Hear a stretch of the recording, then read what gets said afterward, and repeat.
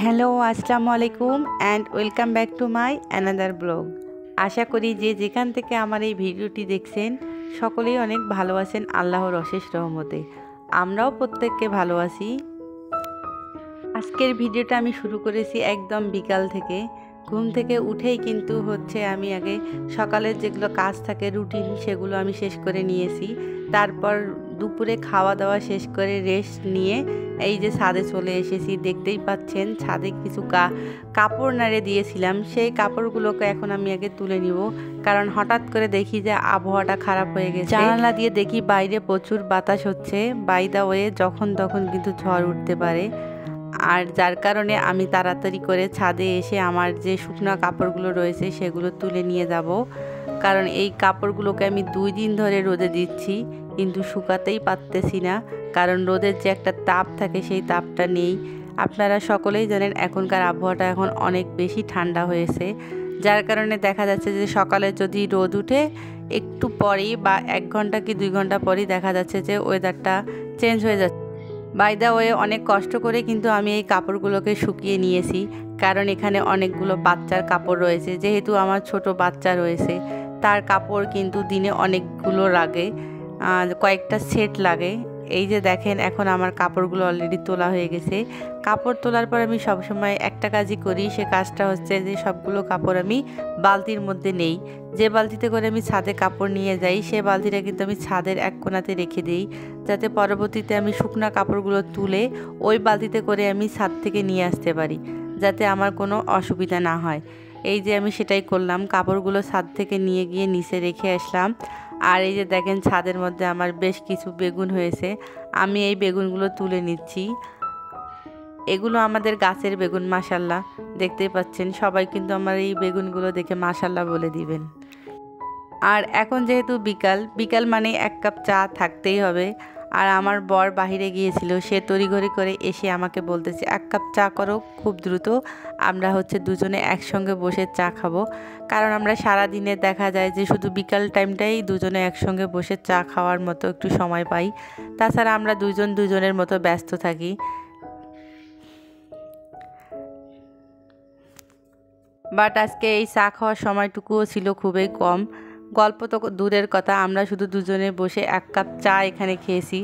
আর সেরকম করে কথা বলারও সময় পাইনি, কারণ তার কিছুক্ষণ পরই আমার বর বের হয়ে আবার বাইরে গিয়েছে, তার একটা কাজ ছিল। আর এখানে দেখেন আমি চায়ের লিকাটা বসিয়ে দিয়ে এদিকে বাকি প্রসেসিংটা করে নিচ্ছি। আর আমরা যেহেতু দুজনেই দুধ চা লাভার, তাই এখানে দেখেন আমি দুধ চার জন্য গুঁড়া দুধের প্যাকেট কেটে নিলাম। আর আমি আর আমার হাজব্যান্ড দুজনেই কিন্তু আমরা জিরোকাল দিয়ে চা খাই, আমরা চিনিটা অ্যাভয়েড করি। আচ্ছা, চিনিটা অ্যাভয়েড কী কারণে করি সেটা তো আর নিশ্চয় বলে দিতে হবে না, যেহেতু চিনিটা শরীরের জন্য বিষাক্ত, তাই আমরা দুজনেই চেষ্টা করি যে চিনিটাকে অ্যাভয়েড করার। আর একটা মজার ব্যাপার কি জানেন, আমরা দুজনেই কিন্তু চায়ের মধ্যে মিষ্টিটা খুবই কম খাই। অনেকেই এসে চায়ের মধ্যে যে খুব বেশি পরিমাণে মিষ্টি খায়, এটা আসলে আমার মোটেও পছন্দ না। আমি যদি কারো বাসায় বেড়াতেও যাই, চা আমাকে যদি একটু বেশি মিষ্টি দিয়ে দেয় তাহলে কিন্তু আমি সেই চাটা খেতে পারি না। বাট অন্য যে কোনো খাবারে কিন্তু কড়া মিষ্টি হলে খাওয়া যায়, চায়ের মধ্যে আমি পার্সোনালি কড়া মিষ্টিটা খেতে পারি না। আর এই যে দেখেন আমার চাটা অলরেডি করে নেওয়া হয়ে গেছে। এখন আমি দুজনের জন্য 2টা কাপে রেডি করে নিচ্ছি, যেহেতু আমরা দুজনেই চা খাই আর বাচ্চাদেরকে চা দেওয়া হয় না, কারণ তারা এখন অনেক বেশি ছোট। তারপরেও দেখা যায় যে আমার মেয়ে মাঝে মাঝে আবদার করে তাকে চা দেওয়ার জন্য। যখন একটু মনে হয় যে না দেওয়া দরকার তখনই একটু দেই, তাও আবার বেশি দেই না, সামান্য পরিমাণে একটু দেই। সে আবার গরম চা খেতে পারে না, গরম চা সে পছন্দ করে না, তাই তাকে চাটা ঠান্ডা করে দেওয়া হয়।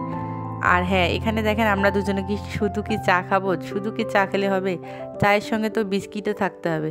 তাই আমি এখানে চাটা ঢেলে আবার বিস্কিট আনার জন্য দৌড় দিয়ে গিয়েছি পাশের রুমে। এই যে দেখেন এখানে আমার বরকে দিয়ে দিলাম, বললাম যে তুমি তোমার চাটা শুরু করো আর আমি 2টা বিস্কিট নিয়ে আসতেছি, কারণ আমার আবার চায়ের মধ্যে বিস্কিট দিয়ে না খেলে কেন জানি ভালো লাগে না। এটা আমার ছোটোবেলা থেকে একটা অভ্যাস বলা যেতে পারে, চায়ের মধ্যে আমি বিস্কিট চুবাবো আর চা খাবো। তাই বলে যে বেশি বিস্কিট খাবো তা না, একটা অথবা দুইটা বিস্কিট খাবো। এখানে আমি দুইটা বিস্কিট নিয়েছিলাম খাওয়ার জন্য। এখন বর আমার বিস্কিট খাওয়া দেখে সেও হচ্ছে একটা তুলে নিয়েছে। যাই হোক, তাকে একটা দিলাম এবং আমি একটা খেলাম। আমরা দুজনে এভাবে বিস্কিটটা শেয়ার করে খেলাম।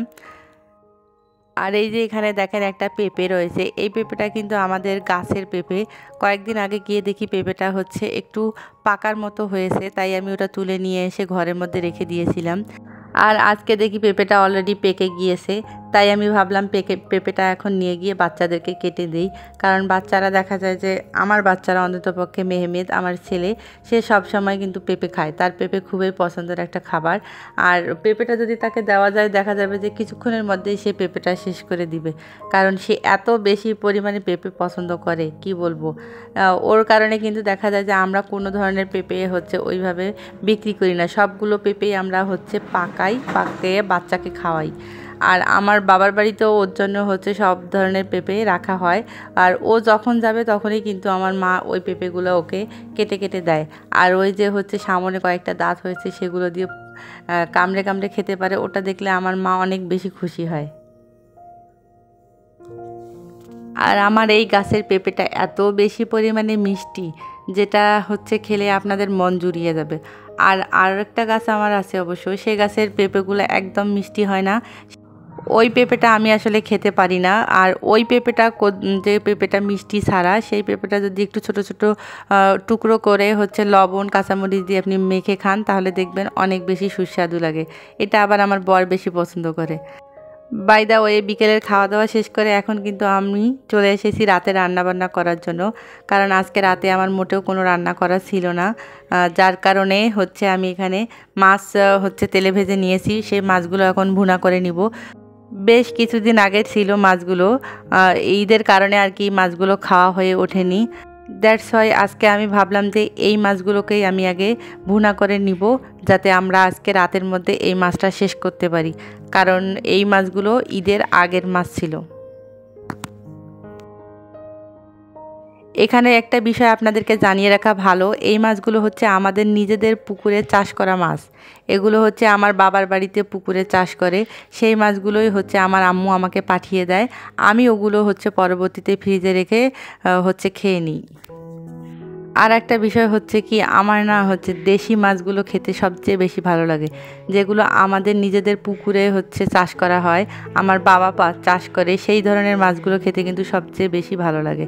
কেনা মাছের মধ্যে কেন জানি আমি আগের মতো যে একটা স্বাদ রয়েছে, একটা তৃপ্তি রয়েছে, সেটা পাই না। যতই আমি ভুনা করে রান্না করি বা যতই আমি মশলা দিয়ে রান্না করি না কেন, আমার কেন জানি আগের মতো আর সেই ফিলিংস, মানে মুখে যে একটা স্বাদ লেগে থাকে, সেটা আর পাওয়া যায় না। সো দেখেন, আমি আপনাদের সঙ্গে এখানে গল্প করতে করতে আমার অলরেডি পেঁয়াজটা ভুনা হয়ে গেছে। তারপর এর মধ্যে আমি সামান্য পরিমাণে আদা, একটু রসুন বাটা দিয়েছিলাম, আর এর সঙ্গে দিয়েছিলাম মরিচ বাটা।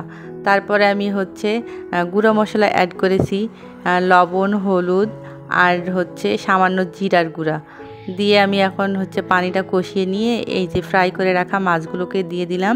তারপরে এই মাছগুলোকে সামান্য একটু পানি দিয়ে সিদ্ধ করে নিব।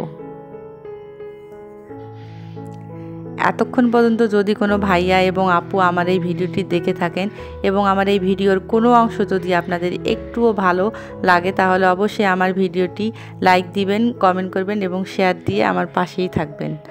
আর হ্যাঁ, অবশ্যই কিন্তু আমার চ্যানেলটিকে সাবস্ক্রাইব করে আমার পাশেই থাকার চেষ্টা করবেন। আর আমিও অবশ্যই আপনাদের হচ্ছে যে ইউটিউব চ্যানেল রয়েছে বা আপনাদের যে পরিবার রয়েছে সেখান থেকে ঘুরে আসার চেষ্টা করব এবং আপনাদেরকে আমার পাশে রাখার চেষ্টা করব।